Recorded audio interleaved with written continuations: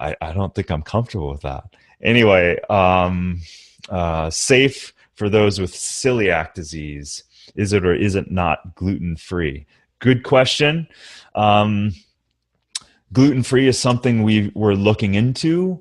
Obviously, the level of ingredients that we have in here, it's a very, very challenging and difficult thing to observe every level of that. So it's not that we're not following those safeties, assurances, and everything. It's following it from an organizational standpoint of someone else's organization. So it gets very difficult.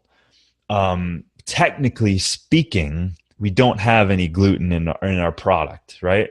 So that's true. However, legally speaking, because we don't want to put anyone in a situation that's compromising them, that we have oat protein in there, and technically oats don't have gluten, but it can get contaminated with other grains or whatnot just from the sheer manufacturing in the same vicinity. So legally, even if a grain is in the same 20,000 square feet of another substance they're manufacturing, legally you have to say it's being manufactured in a place that has gluten, or you can't say that it's gluten free. So anyway, that's that answer. I hope that's okay. But also to that, we've had several people with celiac disease thanking us because it's the one thing that they can take. But the celiac disease is a very interesting one because once the gluten has kind of disrupted the digestive lining, which then allows for food and bacteria to penetrate into the bloodstream, that's a challenging thing. So once you have quote unquote celiac disease, you now are susceptible to other digestive disorders. So you're very sensitive to a lot of things. So long story short, you have to use your own awareness, and it can work for some, and it may not work for others. So if you're willing to try, then take it very, very slow, and don't drink a bunch of it, and just see how you feel. And use your instrument, use your intuition, your instrument being your body, and get feedback from your doctor. That's what I would say about that. But we've had several people that have had great results on it. Oh, and also the certified organic thing. Let me give you a glimpse into that.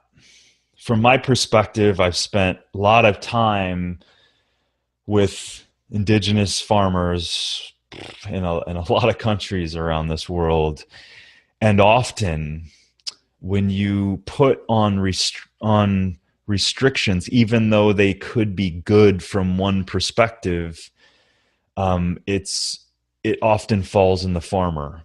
So let me describe that as another way. If a farmer is growing, let's use sashenchi or something.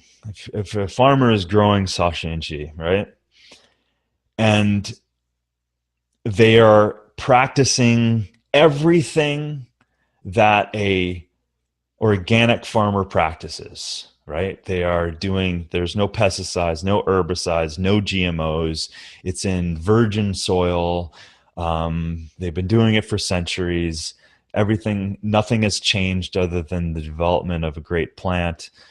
That works really well. Now, when you say, hey, could you certify organic certify this for us? That expense that extra labor, that extra time goes on the farmer. And often in those areas, in the Amazon, in high parts of Peru, and other places around the world, that expense is extremely high for them and extremely difficult. So it doesn't, now listen to me, it doesn't change in some cases, not all cases. Some cases, this is very good to get certified organic from a superfood ingredient. So I'm not saying it's bad at all. In some cases, it drives up the price and doesn't change the quality at all.